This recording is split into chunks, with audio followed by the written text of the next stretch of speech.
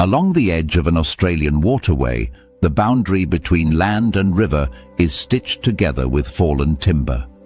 Floods undercut banks, trees collapse, branches snag on roots, and over time these remnants settle into long, horizontal lines that parallel the shoreline.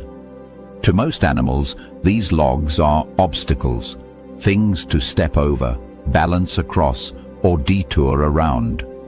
To the carpet python, they are infrastructure. What looks like debris is, in fact, one of the most refined ambush platforms in the ecosystem. The carpet python is not a chaser. It does not patrol or pursue. Its entire predatory logic is built around geometry, patience, and certainty. Nowhere is this clearer than along the water's edge, where movement compresses into narrow paths and prey behavior becomes predictable long before the snake ever moves. At first glance, the snake is indistinguishable from the log it occupies. This is not generic camouflage in the sense of matching colors, it is structural camouflage. The python's blotched pattern breaks its body into irregular segments that align perfectly with the alternating bands of light and shadow cast by branches and riparian vegetation. Sunlight filters through leaves in thin, angled shafts, creating stripes that slide across bark and timber. The python's pattern does not hide it from vision so much as dissolve it into this shadow geometry. The eye sees contrast, but it cannot resolve form. This illusion is strongest along fallen trunks that run parallel to the bank. Here, the snake's body follows the same linear logic as the wood itself. Its coils flatten slightly against the surface, reducing curvature that might betray its outline. The head rests forward, often angled subtly toward a crossing point, never centered, never obvious. Even when fully exposed, the python is not read as an animal. It is read as texture. This matters because the edge is busy. Small mammals, birds, reptiles, and amphibians funnel through the same few viable crossings day after day. Water restricts lateral movement. Dense vegetation blocks easy detours. What remains are narrow log bridges, shallow shelves, and compacted trails where footing is reliable. These routes are not chosen for safety from predators. They are chosen for mechanical necessity. The carpet python does not need to control the environment. The river already has. Strike math begins long before muscle contracts. A carpet python does not guess at distance. It measures it, continuously, through stillness. Its body is arranged so that only a short extension is required to reach the target zone. This is critical. Long strikes are inaccurate. Short strikes are decisive. By positioning itself directly along the travel line, the python reduces the strike to a simple equation: minimal distance, maximum accuracy, zero warning. Targets are not selected by size alone. They are selected by posture and commitment.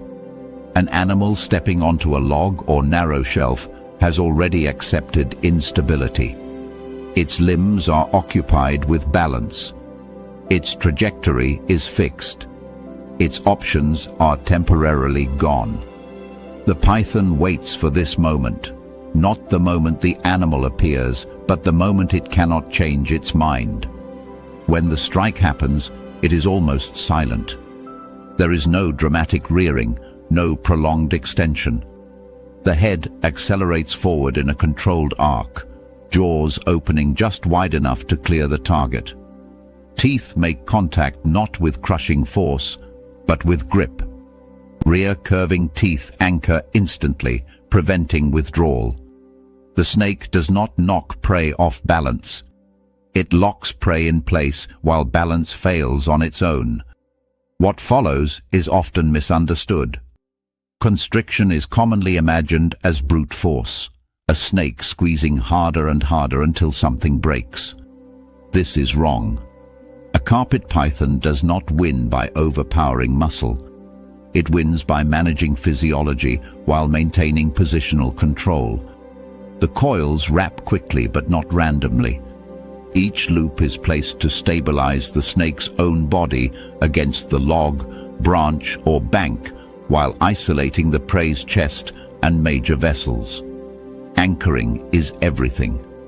The python's tail and posterior coils brace against the log, root, or ground, creating a stable base. Without this anchor, constriction would be inefficient and risky. With it, the snake can apply pressure precisely where it matters while remaining immobile itself. The prey struggles, but the snake does not roll or slide. The environment becomes part of the constriction system. Pressure is applied rhythmically, tightening during the prey's exhalation rather than continuously. Each breath out becomes a loss that is not recovered. Lung expansion is limited. Venous return is compromised. Blood flow to the brain drops. This is not suffocation in the cinematic sense. It is circulatory shutdown. Unconsciousness arrives quietly, often before the prey fully understands what has happened. Near water crossings, this process accelerates. A prey animal that slips or hangs partially over the edge introduces its own weight into the equation. Gravity assists the snake. The python does not need to drag the animal far. It only needs to prevent escape while the environment finishes the job. In some cases, prey is held suspended or partially submerged, further disrupting breathing and coordination. The snake remains astonishingly calm throughout.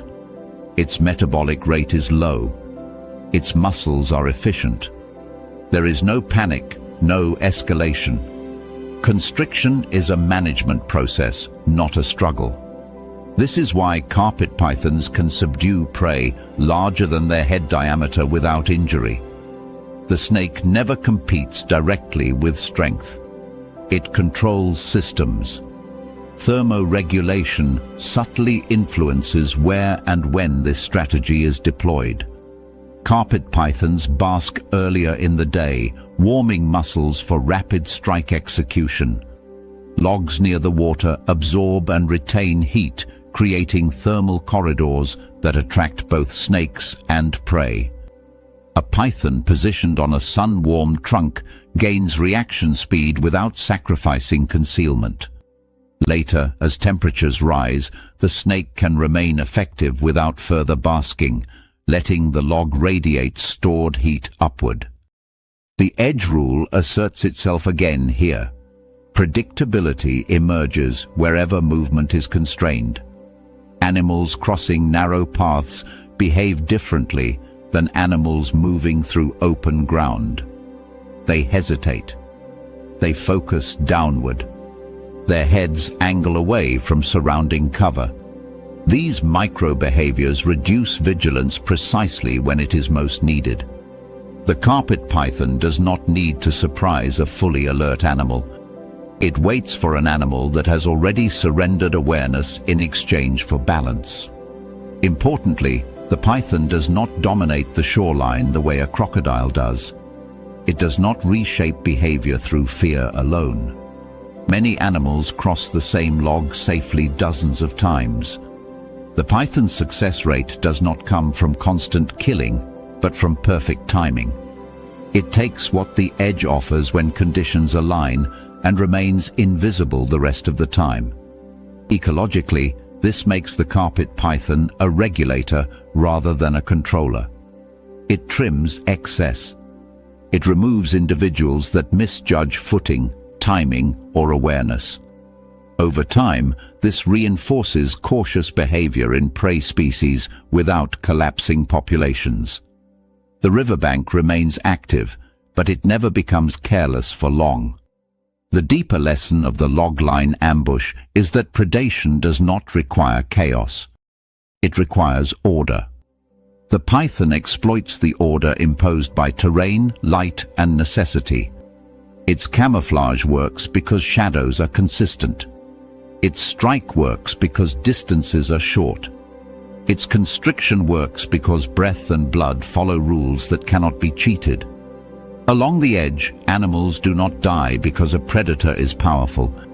They die because they are forced into narrow choices. Step here. Cross now. Commit your weight. The carpet python does not create those choices. It simply waits where they repeat. The log is not a log. It is a decision point. And once that decision is made, the outcome is often already sealed.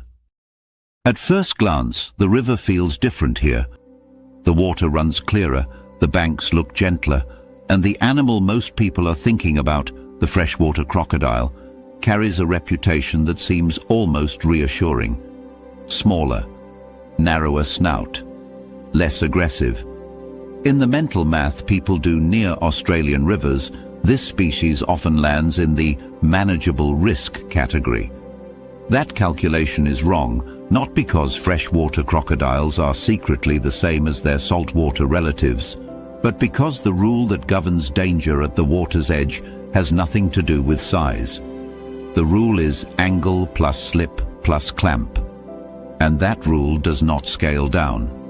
The freshwater crocodile lives in a different ecological lane than the saltwater crocodile. It occupies inland rivers, creeks, and billabongs, often far from tidal influence. Its body is lighter, its head narrower, its bite force dramatically lower. These differences matter, but not in the way people assume. What changes most is not what the crocodile can do, but what humans allow themselves to do around it. People linger longer at the water's edge. They crouch to wash hands. They step onto sandbars. They wade where they would never wade if a saltwater crocodile were present. The danger does not increase because the crocodile is larger. It increases because the human is closer. Freshwater crocodiles are not built for overpowering large prey. They do not need to be. Their hunting logic is opportunistic and precise, shaped by rivers that narrow, split, and recombine in predictable ways. They take fish, birds, small mammals, reptiles, anything that presents a momentary loss of control. The key word is momentary. Unlike saltwater crocodiles, which often rely on overwhelming force and immediate submersion, freshwater crocodiles focus on destabilization. The bite is not the end of the interaction. It is the beginning of imbalance. The bank is where this logic comes together. Inland rivers carve repeating patterns into the landscape, narrow edges pinched by vegetation, shallow sandbars that taper abruptly into deeper channels, polished rock ledges slick with algae. These features are not random. They are the product of seasonal flow, sediment load, and erosion cycles that repeat year after year. Animals learn them. Crocodiles memorize them. Humans, unfamiliar with the river's long memory, misread them. A freshwater crocodile will often position itself along these funnels, not because they are dramatic ambush sites, but because they concentrate traffic. A sandbar that juts into the river forces animals and people to walk closer to the waterline to pass. A narrow bank between reeds and water creates a corridor where movement is constrained. A shallow edge that looks safe encourages stepping forward before weight is fully committed. These are not traps in the theatrical sense. They are behavioral choke points, and they work because they repeat. When a freshwater crocodile commits to a strike, the mechanics look understated compared to the explosive launches of larger crocodiles. There is less water displacement, less vertical eruption, less spectacle. But the geometry is the same. The crocodile aligns itself at an angle to the bank, often partially supported by the riverbed. The tail is positioned to provide a short burst of lateral force rather than forward acceleration. This is not about covering distance. It is about redirecting momentum. The bite placement reflects this goal. Freshwater crocodiles frequently target extremities, hands near the water, ankles stepping forward, calves exposed as weight shifts. The jaws close quickly, not to crush, but to secure. The teeth, narrower and more needle-like than those of saltwater crocodiles, are well suited to gripping rather than breaking. Once contact is made, the crocodile does not attempt to drag the target far. It does not need to. A short pull, combined with a slick surface and compromised footing, is enough to collapse balance. This is where the illusion of safety fails. People assume that because the crocodile is smaller, they can react, pull away, or maintain footing. But the riverbank is already working against them. Wet sand liquefies under pressure.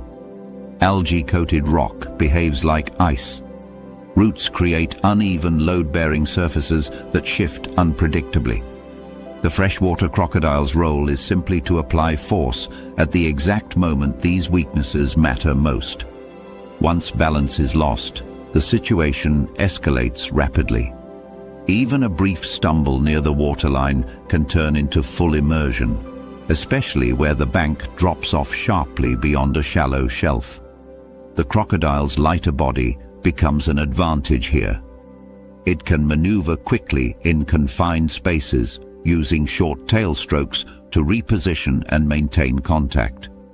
The goal is not to overpower, but to keep the victim in an unstable state, half submerged, half standing, unable to generate coordinated movement. Unlike saltwater crocodiles, freshwater crocodiles are less likely to attempt prolonged submersion of large struggling prey. Their metabolic strategy and jaw strength favor short interactions with high success rates rather than extended fights. If the prey escapes, the crocodile often disengages rather than pursue. This is not restraint. It is efficiency. Rivers provide constant opportunities. There is no need to gamble energy on a low probability outcome. This behavioral difference is often misunderstood as timidity. In reality, it reflects a finely tuned cost-benefit analysis shaped by inland ecosystems where prey density, water clarity, and seasonal variability demand flexibility. Freshwater crocodiles take what's available, not because they are weaker predators, but because availability in rivers is episodic. Fish runs spike after rains. Birds gather at shrinking pools during the dry season. Small mammals cross predictable points at dusk. The crocodile's strategy is to be perfectly positioned when availability peaks. Thermoregulation quietly underpins all of this. Freshwater crocodiles bask frequently, raising body temperature to optimize muscle performance for short, precise movements. Unlike saltwater crocodiles, which may remain submerged for long periods, freshwater crocodiles often hold semi-exposed positions, absorbing heat while monitoring the waterline. This allows rapid response without the need for prolonged warm-up. A crocodile that looks inactive on a sandbar is often fully primed for action. Sensory adaptations further reduce the margin for error. Pressure receptors along the jaws detect minute changes in water displacement. Vibrations from footsteps travel through saturated soil into the water, arriving at the crocodile before visual cues do. In clear inland rivers, the crocodile's vision plays a larger role than in turbid estuaries. It can track limb movement, anticipate weight shifts, and time its strike to coincide with the exact moment stability is lowest. The river itself reinforces this system through repetition. Seasonal floods reshape sandbars but rarely eliminate them. Narrow edges widen and narrow in predictable cycles. Crossing points migrate slightly but remain functionally similar year after year. Animals adapt. Crocodiles adapt faster. The trap does not need to be perfect every day. It only needs to work often enough. The ecological consequences ripple outward. Prey species alter drinking times, approach angles, and group behavior. Birds choose higher perches. Mammals cluster nervously at known access points. Human use patterns shift as well, though often inconsistently. A campsite used safely for years can become dangerous after a subtle change in river flow exposes a new slick edge or deepens a drop-off. The crocodile does not need to move. The river brings opportunity to it. The deeper truth of the freshwater crocodile is not that it is underestimated, but that it is misunderstood. Danger here is not proportional to size or aggression. It is proportional to how much the environment helps the predator do its job. Angle determines where force is applied. Slip determines how much resistance remains. Clamp determines whether control is lost. Remove any one of these and the system fails. But along a riverbank shaped by water and time, all three are almost always present. The freshwater crocodile does not need to dominate the river to be effective. It only needs to wait at the places where control is most fragile. And those places, the narrow edge, the polished sandbar, the shallow shelf that drops away, look deceptively safe, precisely because they are so familiar.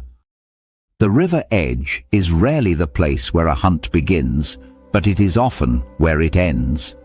Long after the initial mistake, after the slip, the stumble, the poorly judged sprint, another predator arrives to finish what the landscape has already started. This is where the dingo enters the story, not as an ambush specialist or a brute force attacker, but as an opportunist whose real strength lies in timing, coordination, and the ability to read damage. The dingo does not need to strike first. In fact, it is often more effective when it doesn't. Dingoes excel at identifying animals that are already compromised by injury, fatigue, or panic, and converting that vulnerability into a kill with minimal risk. Along river systems, this strategy becomes especially powerful because the edge itself produces a steady supply of compromised animals. The river does not kill everything it touches, but it injures often enough to keep predators fed. Dingoes move through these environments with a different kind of awareness than ambush predators. They are not fixed to a single point. They range widely, patrol habitual paths, and constantly sample the landscape for signals of instability. A sudden burst of birds lifting from the bank. A splash followed by silence. Tracks that veer sharply and then straighten unnaturally. These are not abstract clues. They are the residue of panic, and panic has a shape. When prey animals flee in good condition, their movement is efficient. Paths are direct. Turns are smooth. Distance increases predictably. But panic degrades decision-making. Near the river edge, panic becomes especially costly because the terrain already constrains options. Animals zigzag unnecessarily, doubling back toward water, hesitating at obstacles they would normally clear without thought. Each hesitation is a data point. Each wrong turn advertises weakness. Dingoes are tuned to this degradation. Their vision, posture, and group dynamics are all adapted to detecting and exploiting it. A single dingo may shadow from a distance, not pressing, not revealing intent. This is assessment, not pursuit. The goal is not to trigger a sprint, but to observe how the animal moves when it thinks it is escaping something else. Once pressure is applied, it is rarely head-on. Dingoes understand angles instinctively. A direct chase favors strong prey with endurance. Angled pressure favors coordination. One dingo appears briefly to the left, another crosses downwind, a third moves silently through cover to block retreat. None of this requires rigid planning. It emerges from simple rules shared across the pack. Don't rush, don't commit alone, and don't let the prey choose its own path. Near river edges, this logic compounds. The prey already carries the memory of instability, slick rocks, collapsing sand, sudden drops. When forced to flee again, it avoids those zones reflexively, even if they offer concealment. The result is a funnel into open ground, where footing is better, but cover is gone. What looks like safety becomes exposure. Pack pressure is subtle but relentless. Dingoes do not need to bite immediately.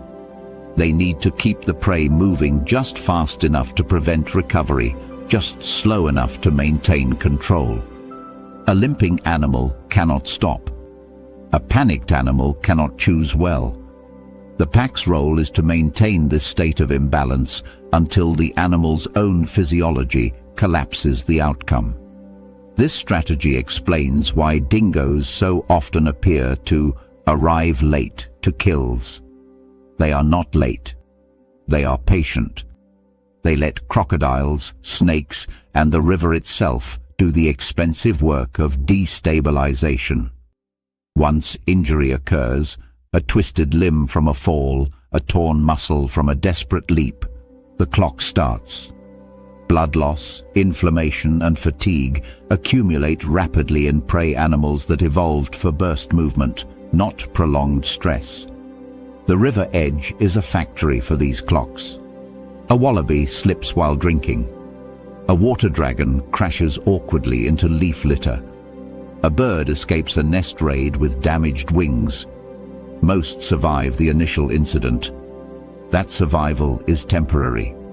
Dingoes track these animals through scent and movement, sometimes over hours or days. The hunt is not a single event. It is a follow-up. Thermoregulation plays an understated role here. Dingoes are cursorial predators, built for sustained movement in warm conditions. Their ability to dissipate heat through panting and sparse fur allows them to remain active when other predators rest. Along open banks and floodplains, this endurance becomes decisive. An injured prey animal overheating in the sun has fewer and fewer options with each minute. Pack structure further reduces risk. Younger dingoes learn by participating at the edges of hunts, observing pressure dynamics without committing fully. Experienced individuals position themselves to intercept rather than chase. This division of labor minimizes injury to the pack while maximizing success. A dingo that breaks a leg is no longer a hunter. Avoiding that outcome is central to the species' strategy. What distinguishes dingo predation from ambush predators is the absence of a single decisive moment. There is no explosive strike, no sudden silence. Instead, there is a narrowing of possibilities. Each move the prey makes removes another option. Each hesitation compounds fatigue. Eventually, the animal stops running, not because it is caught, but because it cannot continue. At this point, the kill is often rapid. Once the prey collapses or slows sufficiently, the pack closes in, targeting the throat, flanks, or hindquarters. The violence, when it comes, feels abrupt compared to the long lead-up. To an observer, it may seem as though the dingoes suddenly became aggressive. In reality, the aggression was deferred until the cost-benefit balance was overwhelmingly favorable. Ecologically, this role makes dingoes critical regulators of river edge systems. They preferentially remove injured, diseased, or behaviorally compromised individuals. This has cascading effects. Prey species that survive learn to avoid risky approaches to water. Herds alter crossing points. Individuals with better balance and decision-making survive longer. The river edge becomes not just a feeding zone, but a selective filter. This dynamic also links disparate predators into a single system. Crocodiles injure animals they do not fully consume. Goannas disrupt nests and force risky escapes. Snakes cause sudden panic that drives prey into open ground. Dingoes complete the sequence. No coordination is required between species. The environment itself synchronizes their effects. There is a quiet irony in this. Dingoes are often portrayed as hunters of open country, chasers across plains and dunes. Along rivers, their most effective work happens after the chase is already lost. They are not masters of ambush or brute force. They are masters of consequence. The closing loop is simple but unforgiving. The river edge creates mistakes. Mistakes create injuries. Injuries create predictability. Predictability creates dinner. Dingoes sit at the end of that chain, benefiting not from chaos, but from its resolution. Nothing about this process is dramatic in isolation. A slipped step, a strained muscle, a moment of panic. But along the bank, these small failures accumulate and echo. Dingoes listen for those echoes, move toward them, and wait until the landscape itself has done enough damage that the final act carries little risk. The river does not belong to the crocodile alone. It does not belong to the python, the goanna, or the water dragon. It belongs to the system that turns minor errors into fatal schedules. Dingoes understand this better than most. They do not hunt the river. They harvest its aftermath. The shoreline is where the Australian river looks most alive. In the early light, it hums with motion. Dragonflies skimming the surface, insects lifting from damp leaf litter, small fish flashing in the shallows. It is a border that concentrates energy, nutrients, and opportunity. And for the eastern water dragon, that concentration is irresistible. This animal does not merely visit the edge. It builds its entire life along it, treating the boundary between land and water as both pantry and escape route. That choice brings rewards, but it also creates a permanent debt, one that must be paid in perfect timing. The eastern water dragon is a shoreline specialist. Its distribution traces rivers, creeks, and reservoirs along eastern Australia, rarely straying far from water. This is not accidental. The edge offers dense insect life, fallen fruit, tender shoots, small crustaceans, and the occasional unwary frog or fish. The vegetation here is layered and productive, fueled by moisture and nutrient runoff.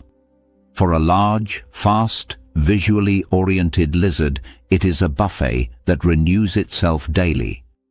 But abundance is never free.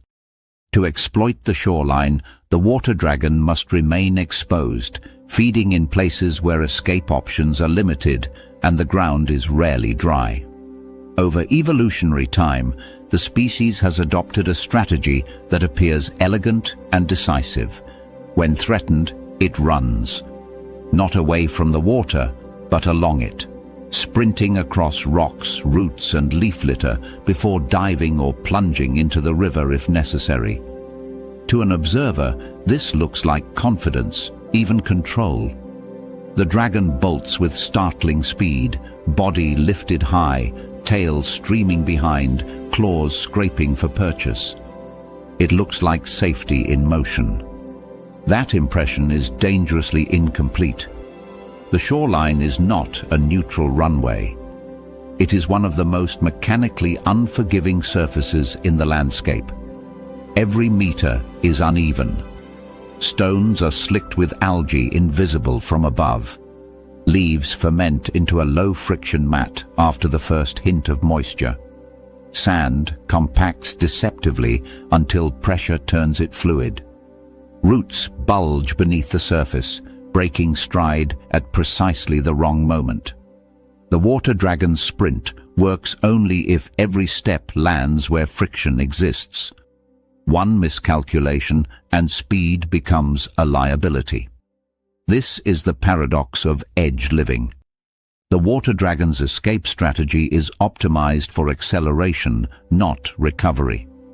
Its long limbs, powerful hind legs, and stiffened tail allow rapid bursts of speed, but they are less forgiving when traction fails. Unlike mammals that can absorb slips through flexible spines and rolling motion, a large lizard carries its mass high and forward during a sprint. When a foot skids, the center of gravity does not correct. It pitches. The fall, when it happens, is not dramatic.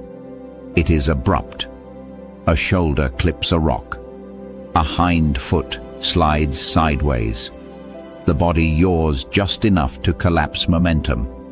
In that instant, the shoreline reveals its true nature. A slip here is not merely a loss of balance. It is a cascade of consequences. Claws rake uselessly across wet stone. Muscles fire in the wrong sequence. The dragon's practiced escape dissolves into scrambling.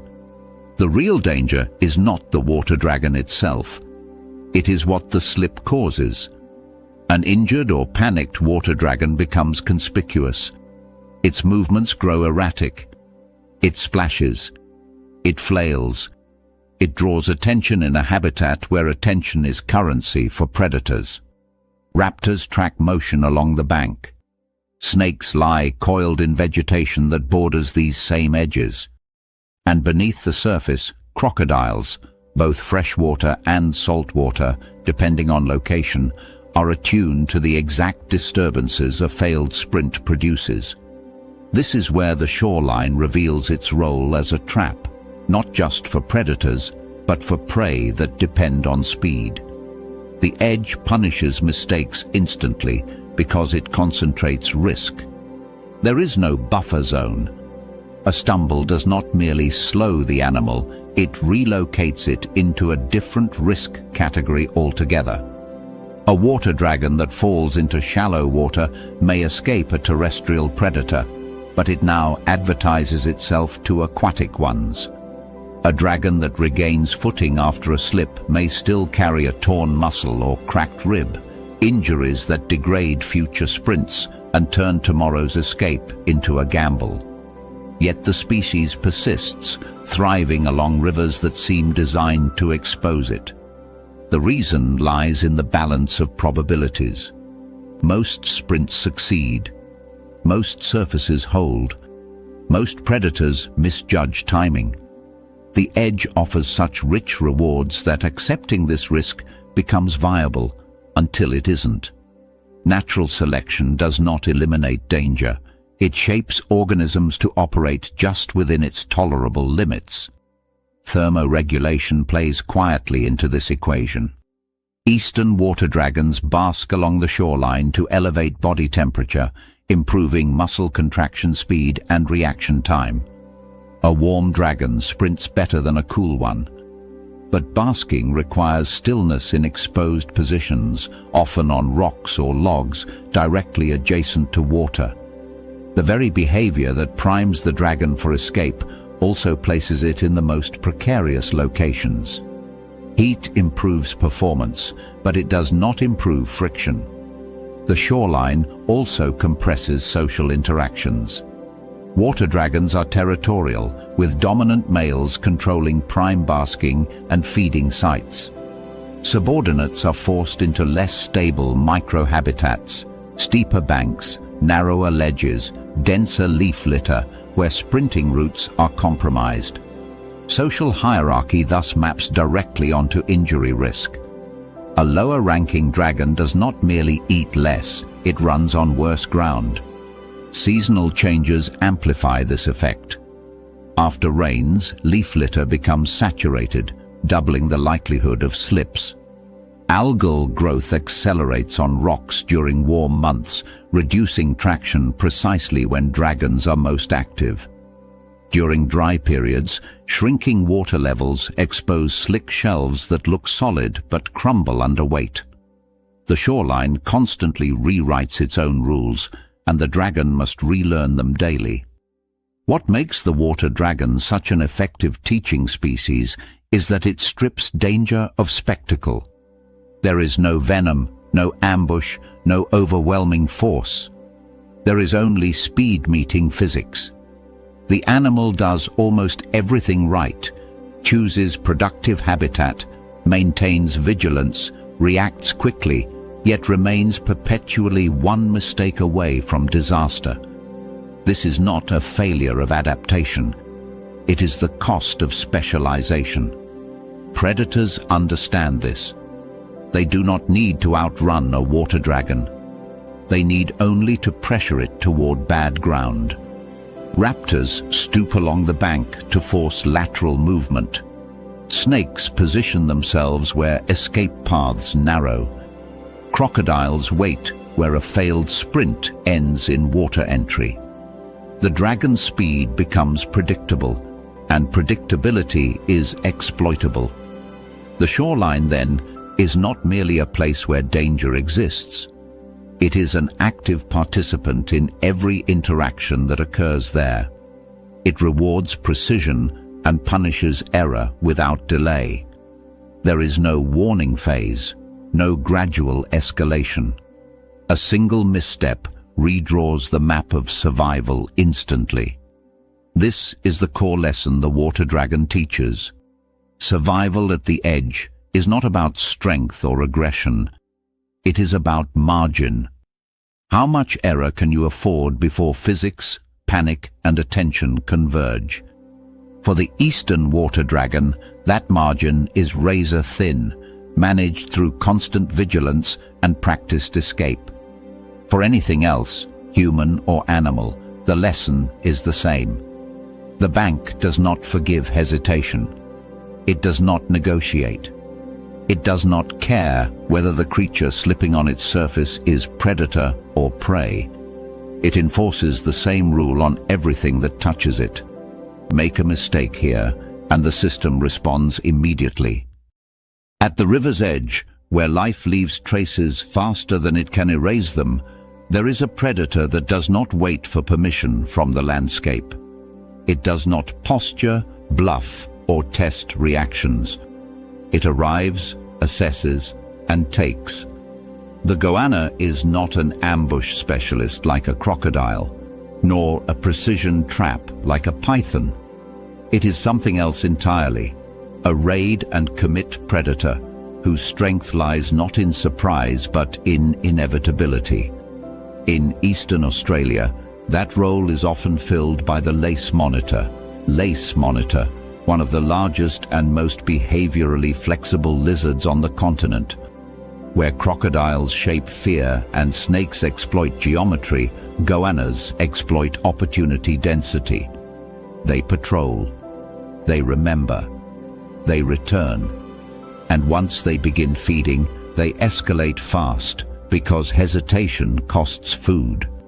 The goanna's reputation as an opportunist is well earned, but that word often undersells what is really happening. Opportunism implies passivity, waiting for chance. Goannas do not wait. They actively create opportunities by ranging widely and sampling everything the edge offers. Eggs buried in warm sand, chicks tucked into low nests, small mammals using driftwood as cover, carcasses lodged against roots after floods, even leftovers from other predators. If it contains calories and can be breached, it is on the menu. River edges concentrate all of this. They are nesting zones, travel corridors, feeding grounds, and dumping sites rolled into one. Seasonal floods deposit carrion and expose buried eggs. Receding water lines reveal nests that were once safe. Trails converge where animals drink, cross, or forage. For a goanna, the bank is not a boundary. It is a ledger of unpaid energy waiting to be collected. What sets goannas apart is not just dietary breadth, but confidence backed by anatomy. Their advantage begins with reach. Long necks, mobile skulls, and powerful forelimbs allow them to access food other predators cannot. A goanna can climb into trees to raid nests, dig into burrows that other animals abandon, and tear apart carcasses too tough for smaller scavengers. This reach is not limited to space. It extends into time. Goannas remember profitable locations. A nest site that yielded eggs once will be revisited the following season.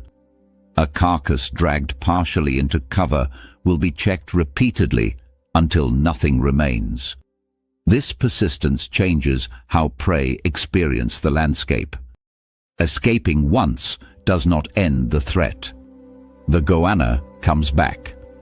And because it is diurnal, active in daylight, its presence is continuous and visible, an ongoing pressure rather than a sudden shock. This brings us to commit behavior. When a goanna identifies a feeding opportunity, it does not probe cautiously. It commits early and escalates quickly. This is not recklessness. It is a response to competition and physics. Eggs cool rapidly once exposed. Chicks scatter. Carcasses draw rivals. If the goanna withdraws after first contact, it risks losing the meal entirely to another predator, to decay, or to defensive parents regrouping. Retreat, in this context, is failure. So the goanna commits its body. Forelimbs hook and pull. Claws rip into substrate, bark or flesh. The head drives forward repeatedly, jaws working with a sawing motion rather than a single decisive bite.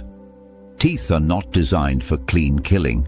They are designed for tearing and anchoring. Once contact is made, the animal leans in, using its mass to dominate the space around the food source. This escalation is fast enough that many prey animals do not register what is happening until it is already unrecoverable. This behavior becomes particularly consequential along river edges, where footing is uncertain and escape routes are limited. A nesting bird defending eggs on a sandy bank cannot maneuver effectively. A small mammal sheltering in driftwood has nowhere to retreat once the goanna's head and shoulders enter the cavity. Even larger animals hesitate near water lines, aware, sometimes instinctively, that flight options collapse there. The goanna exploits this hesitation ruthlessly.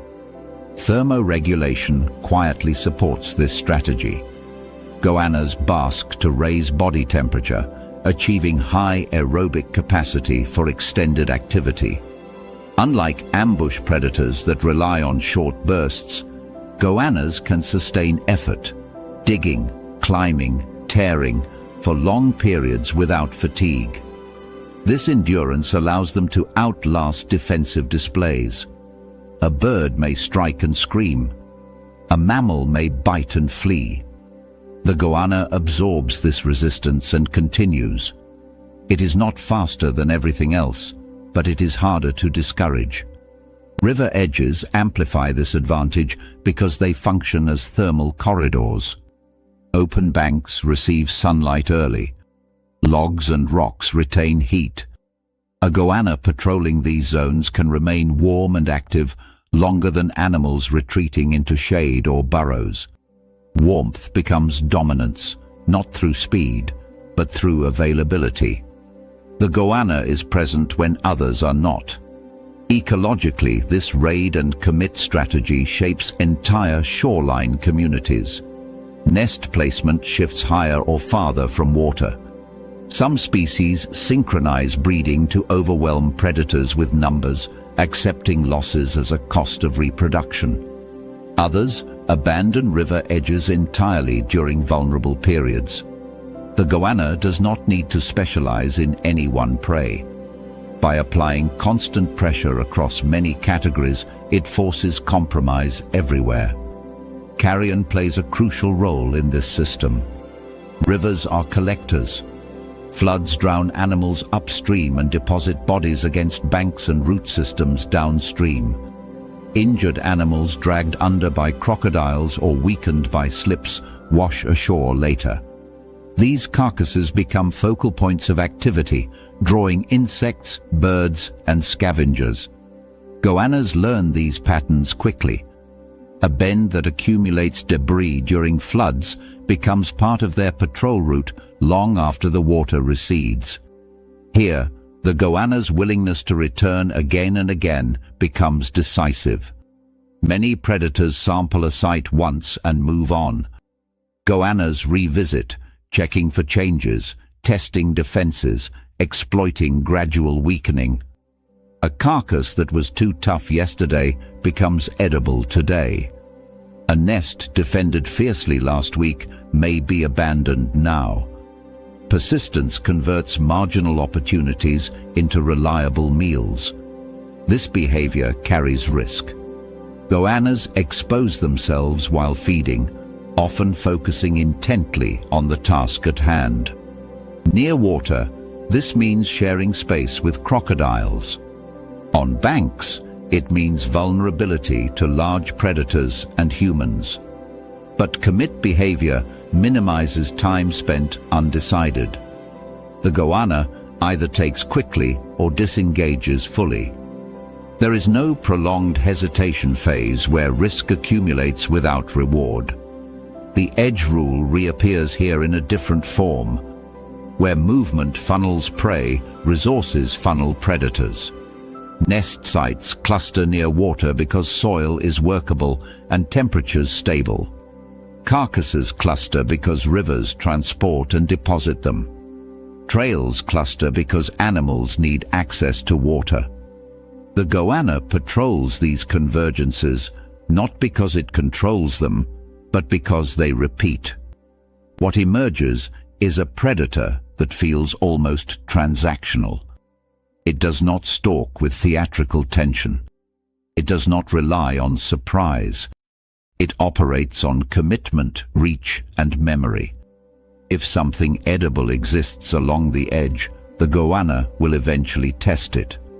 If resistance is low enough, the test becomes a takeover.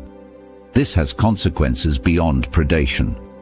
By consuming carrion, goannas accelerate nutrient recycling, limiting disease spread and altering insect populations. By raiding nests, they influence reproductive strategies and timing. By forcing prey to relocate, they reshape shoreline use patterns. The goanna's impact is diffuse but persistent, like erosion rather than collapse. And yet, for all this dominance, the goanna remains bound by the same unforgiving shoreline mechanics as everything else. Wet rock, loose sand, sudden drops.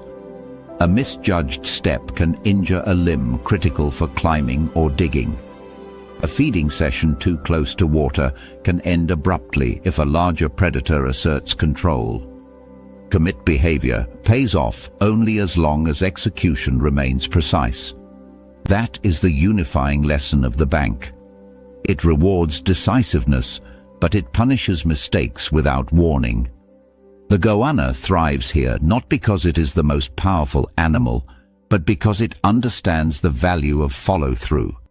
It does not negotiate with opportunity. It commits before the window closes. Along the river's edge, hesitation is often deadlier than aggression. The goanna has learned this, and it lives by it. One raid, one return, one uncompromising decision at a time. At the edge of a northern Australian river, the water looks harmless. It lies flat and reflective, a polished sheet broken only by drifting leaves and the slow sag of overhanging grass.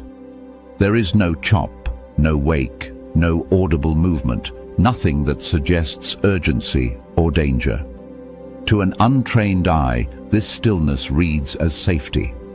But in crocodile country, calm water is not a neutral condition. It is a weaponized environment, engineered by physics and exploited by anatomy. For a saltwater crocodile, still water is not passive. It is a launch pad. Surface disturbance is information. Ripples scatter light, distort outlines, and introduce timing errors. A choppy surface masks approach angles and delays strike precision. Calm water does the opposite. It preserves reflections, keeps silhouettes intact, and allows a crocodile's sensory systems to work at maximum resolution. The animal's eyes and nostrils sit high on the skull, aligned so that only a narrow band of the head needs to break the surface. In glassy water, this band disappears entirely. There is no wake, no shimmering distortion, no advance warning. The crocodile is not hiding behind cover. It is hiding inside the physics of stillness. This is why saltwater crocodiles prefer quiet bends, backwaters, and gently sloping banks over fast-flowing channels. Turbulence interferes with timing. Stillness sharpens it. A crocodile's ambush does not rely on pursuit, stamina, or speed over distance. It relies on geometry, precise placement relative to the bank, the shelf beneath the water, and the expected movement of anything approaching to drink, cross, or investigate the edge. The classic setup begins underwater, where the riverbed subtly changes shape. A shallow shelf runs parallel to the bank, just deep enough to conceal the bulk of the crocodile's body. Beyond it, the bottom drops away sharply. This shelf drop configuration is not incidental. It allows the crocodile to rest in minimal water depth while remaining fully submerged, conserving energy and maintaining a low profile. From this position, the animal aligns itself at a tight angle to the bank, not perpendicular, not parallel, but slightly offset, aimed at the point where a foot, hoof, or paw is most likely to land. This angle matters. A straight-on attack risks collision with solid ground, dissipating force and limiting reach.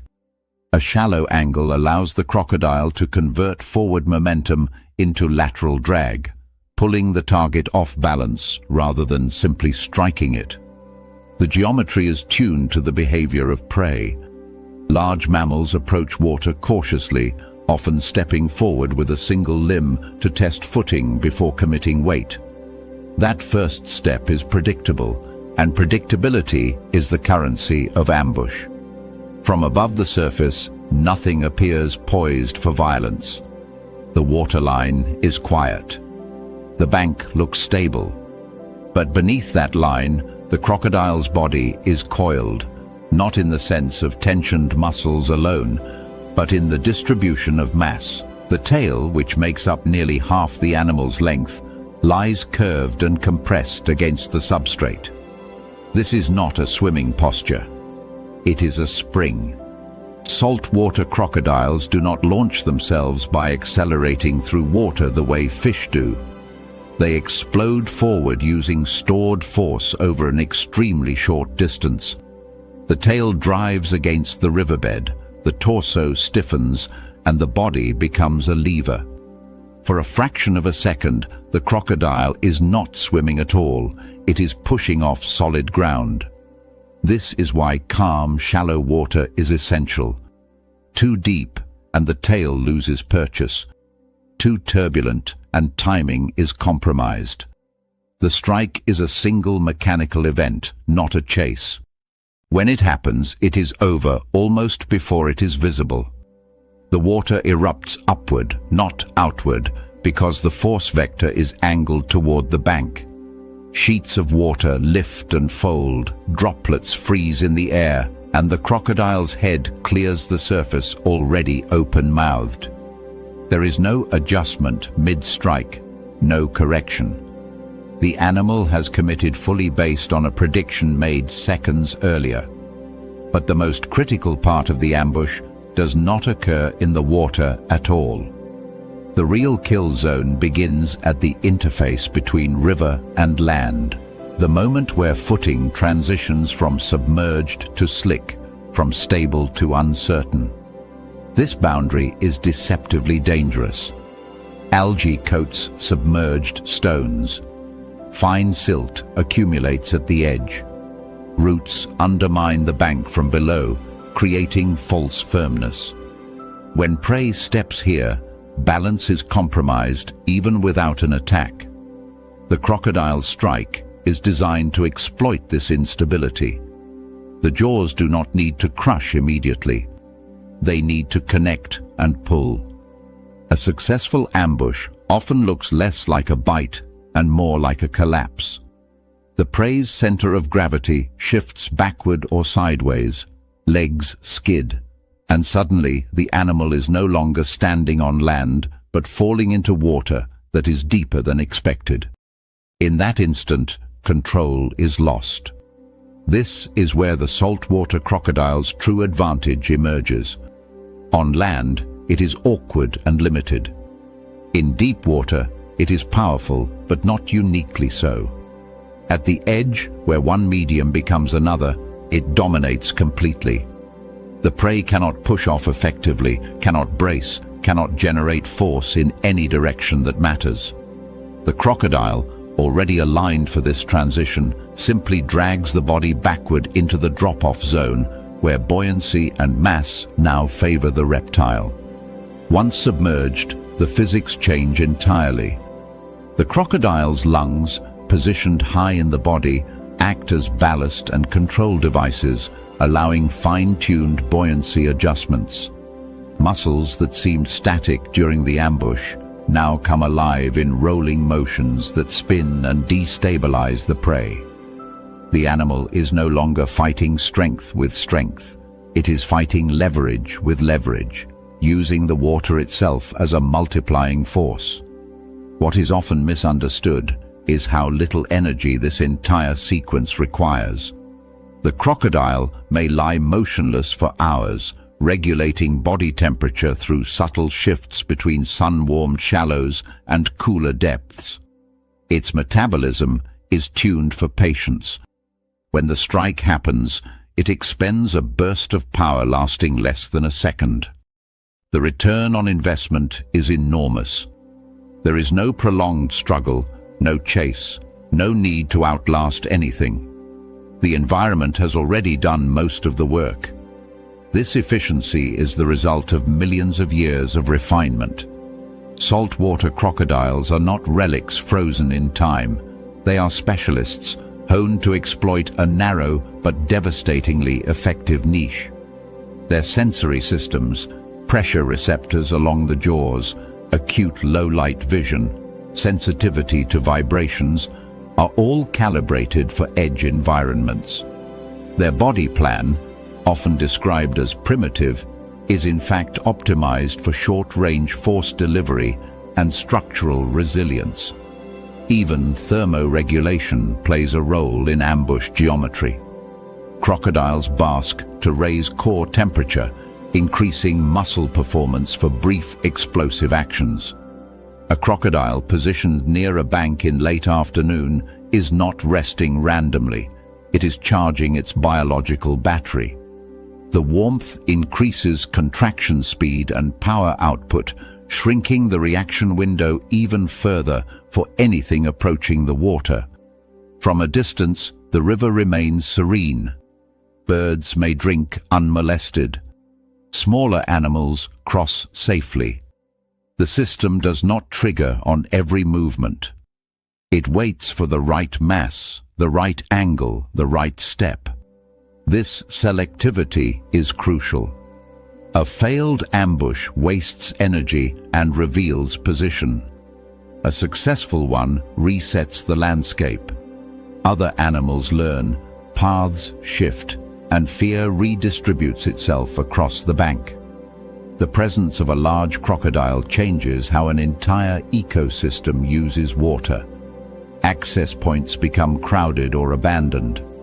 Trails reroute. Grazing patterns adjust. Erosion increases where animals hesitate and churn soil. The crocodile does not need to kill frequently to exert control. Its geometry alone reshapes behavior. The final truth of the bank ambush is this: danger is not where the predator lives, but where the victim loses options. The water itself is not the threat. The crocodile does not need deep channels or open space. It needs the first step, the slick edge, the moment when balance is tested and fails. In that narrow zone, measured in centimeters, lasting fractions of a second, the river stops being scenery and becomes a mechanism. Still, water invites trust. It looks readable, predictable, calm.